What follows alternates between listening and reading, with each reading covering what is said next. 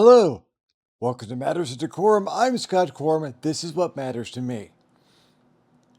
Been doing recording for the shorts for February and getting around to this now.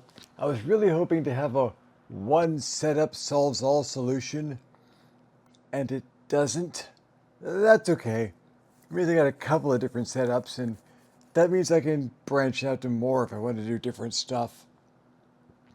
This solution doesn't work well for the shorts because uh, I got the teleprompter working, and as I was hoping, the results were 100% better.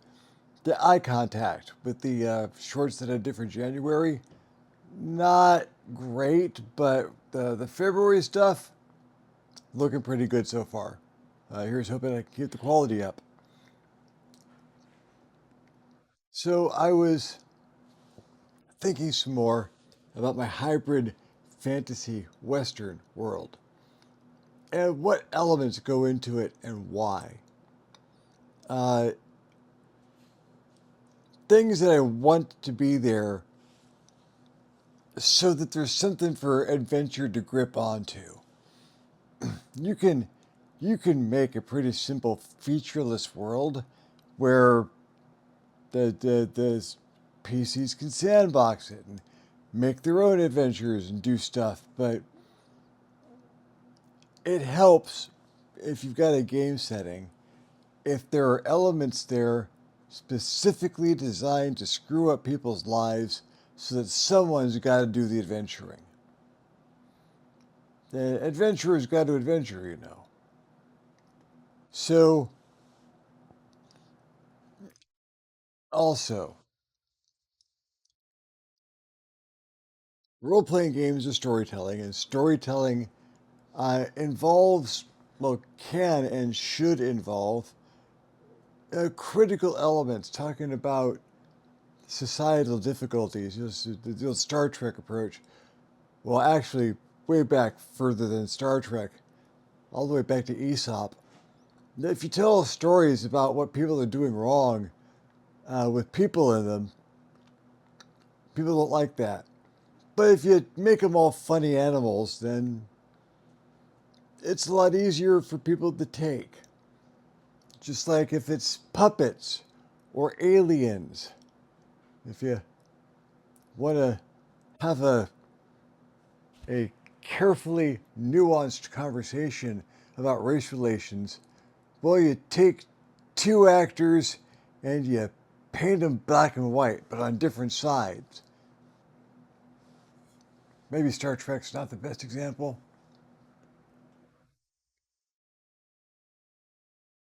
Still, they got the point across.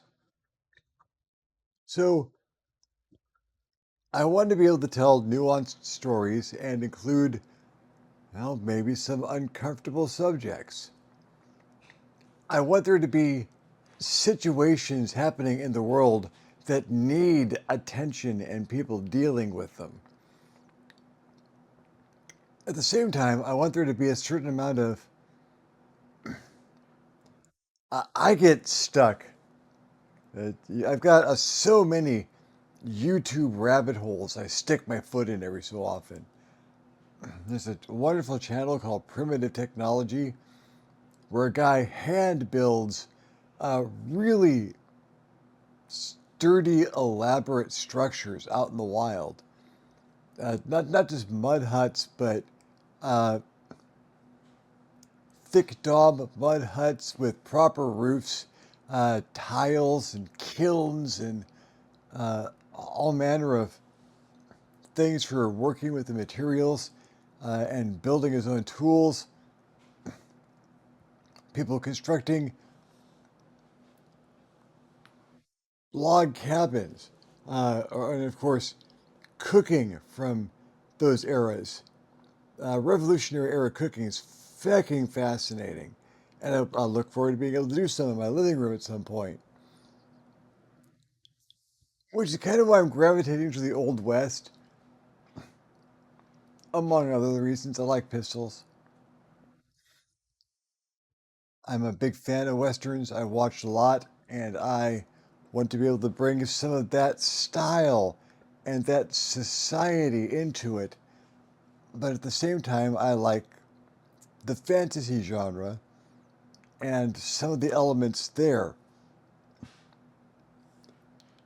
You can tell a racially charged story in the Old West pretty easily. There was a lot of racial tension at the time, and specifically post Civil War, 1850s, 1860s, that kind of era, uh, where you've got just tons of immigrants flooding into the country for so many reasons, finding work and helping to build the nation, while at the same time being the subjects of derision and all manner of difficulties. It's difficult these days to tell those stories in human terms. Just the climate of the day, a lot less difficult to tell it in terms of orcs and goblins and gnomes and elves and dwarves. So I want that fantasy racial diversity. Yeah, and I'd like the sub race racial diversity as well. The the existing human racial diversity just expanded out, make a broader spectrum from gnomes and pixies and goblins to elves and dwarves and whatnot, with humans somewhere right in the middle, being that median point, and that does technically make the thing humanocentric, but I'm a human, so that's likely to happen. How do these races come there? Why? Well, the same way they normally would. We have a much broader world with we introduce multiple pantheons of deities, which are likely just all reflections of one pantheon of deity, but every race sees them as their own, and they made the world and they put stuff in it. That's just the easiest way to deal with a fantasy world. The gods did it. Move along, please. So you've got your fantasy backgrounds and elements of fantasy society, mages guilds, uh, maybe a little bit more structured guild system that you would have seen in the Old West. Depending on where you were at, I suppose. East Coast, New York City, St. Louis, big towns. Oh, there were apprentices and journeymen there doing work. It was mostly carpentry or butchering or working with gas lamps. There were all different kinds of actual guild structures working there. Throwing in a mages guild because you got mages and such, probably, yeah, that tacks in nicely. And then you got uh, institutions like the Spellrite. You know, the apprentices learn one or two cantrips and go out and earn their first cash doing that and make their money and bring it back. Good money too for a young strapping individual starting to get involved. Good way for a guild to start to exert a little influence over its members. Well, yes, you can learn another cantrip, and that will allow you to make more money, but you've got to go through the studying and you've got to participate in the guild cleanup.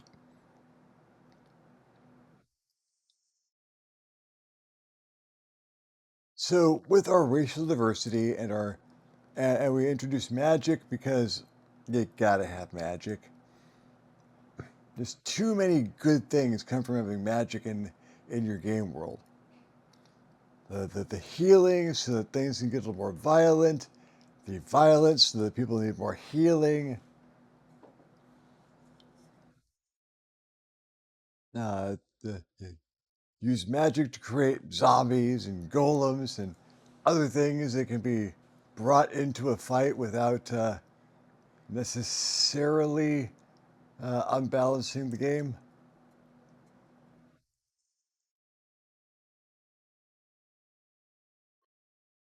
I mentioned post-Civil War era, and that's something else I think is kind of important to have. A war, not a current ongoing war, although it can work with that. A recent war, a large-scale conflict that happened within the past few years, 5 or 10 maybe, because that gives you something to anchor characters in. And you're going to have characters wandering around who are proficient in all these firearms and swordsmanship, and they're badasses. There's a cowboy badass. Where'd they get the badass? Throwing ropes on cows for 20 years? Being a lone gunfighter out there shooting one guy at a time and getting real good at shooting cans and bottles off of fences and pulling your gun out real fast? Now, you gotta have a framework in which those kinds of combat skills would have got themselves developed. And it's not just this gunfighter chic. Nah, let there have been a war. And those people picked up those skills because they needed them for survival. That master gunslinger, this guy who put a lot of faith in his sidearm and made it back home because he was able to rely on that sidearm. Those skills brought him home. A lot of riflemen out there, combat mages, got your specialized melee fighters. Man, yeah, melee fights. Got the good old Colonel Bowie. The Bowie knife was an institution and almost a damn short sword. And uh, the fact that there were institutionalized versions of dueling with them, well, melee is important. I like the idea of George Takei uh, from of Star Trek fame and more recently popular culture wrote a science fiction novel with someone, I think, Mirror Friend, Mirror Foe, in which he introduced the concept of a modern day, for a science fiction futuristic society, uh, regimented dueling society, a organizations that dueled for not just for honor, but they were almost arbiters of certain situations. You can settle things with a duel. So uh, you hire yourself a duelist if you're not willing to take the shot yourself, and let them fight it out for you. And there being a set of rules and an honor system, and that factoring in there with your cowboys and gunslingers, and well, that's Bart. Yeah, he used to go on the dueling circuit, but he found he could make a lot more money doing it in the back alleys, without all the rules. Now, well, he might be good at doing it without the rules, but get him into a real dueling ring, he's going to have some problems now, isn't he?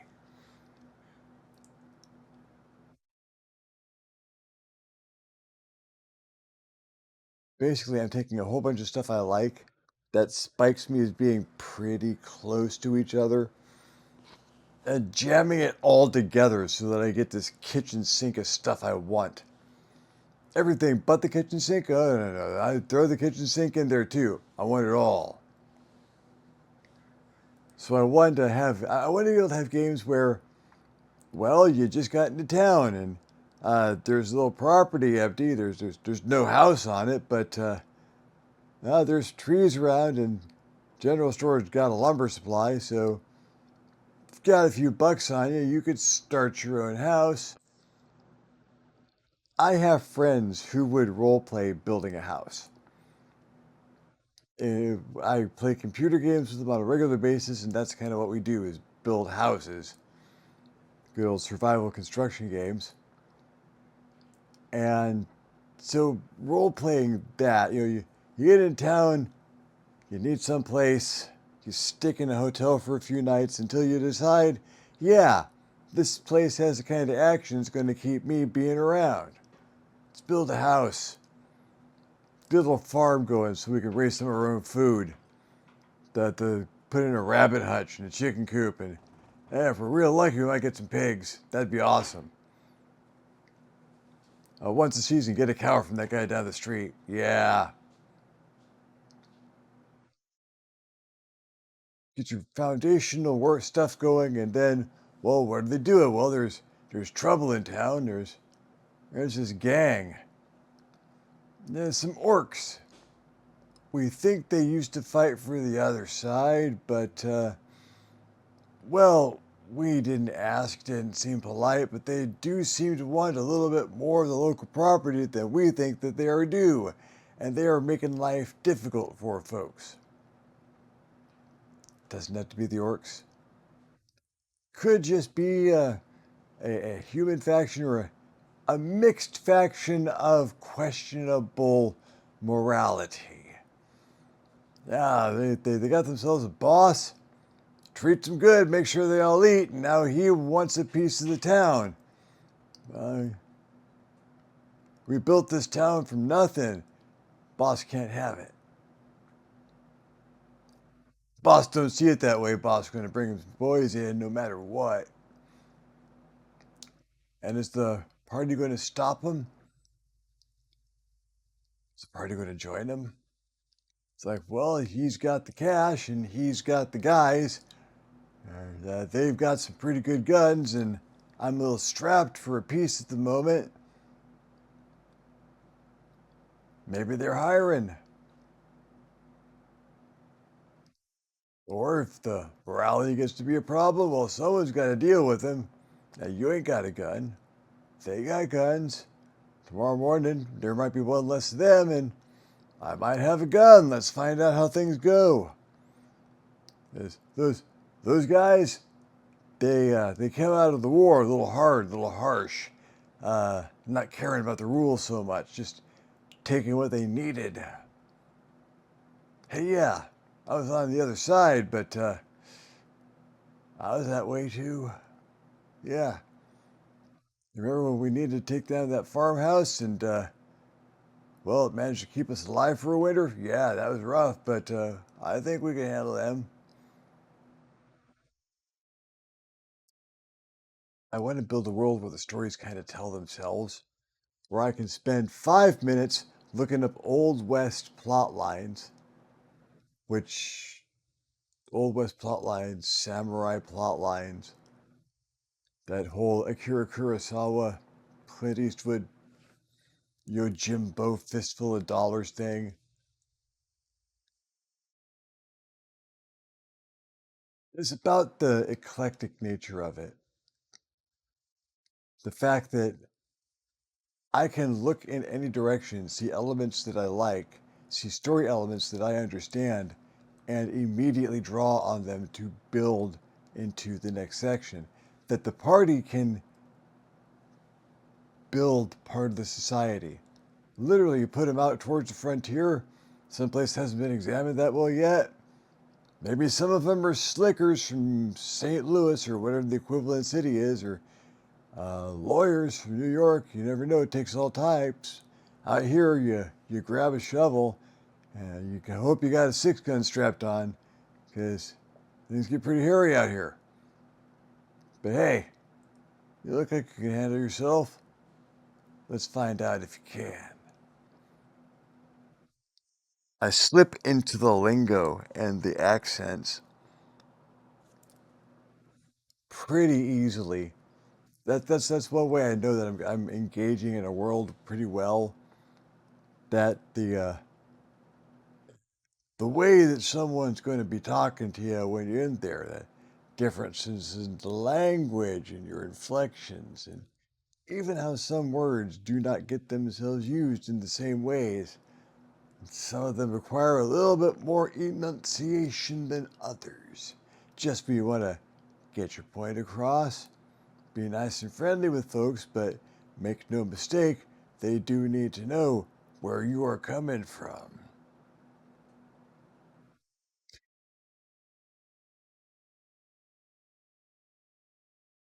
Problem is that can lend itself to a Scots watering accent, where I start a game speaking in a character with a character having a particular accent.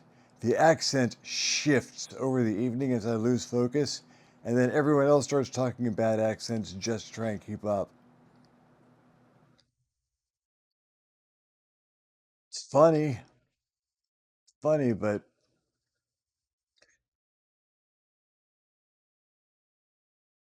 lots of possibilities. And this is just me kind of talking in the broad strokes of the big blocks I want to put together to make things happen. Tolkien-esque D&D style fantasy with spaghetti western, post-Civil War western cinema, uh, magic, construction, building, and enough social issues that if things get slow, social issues can be an episode. This week on a very special episode of Blossom. Maybe let some of the player characters explore the social issues through the lens of their characters. Yeah, as a solid foundation, I can work with that. Consider some more elements and maybe bring up those next week. But in the meantime, it's a good place to leave it, I think. Thank you very much for following me along in this particular ramble. I'm DeCorum. This is what has mattered to me. I will see you next time in the next Matters of DeCorum. And now over to Uncle Drac for the outro. If you enjoyed this video, give it a thumbs up. If you didn't enjoy this video, give it a thumbs down. Feedback is feedback. If there's any other topics you would like to hear Scott talk about, questions you'd like him to answer, subjects you'd like him to cover, please leave a comment down below. He will love getting your comment and you will love leaving him one. If you haven't subscribed to this channel yet, why not? This channel is awesome. Go ahead and hit that subscribe button. If you do, you might also want to hit the little notification bell so you're alerted when these videos become available. If you would like to support this channel in a more substantial manner, we invite you to hit us up at the Patreon page, www.patreon.com/ScottCorum, and consider donating. Absolutely anything helps and allows us to create better content more often. In the meantime, thank you very much for watching, and we'll see you next time.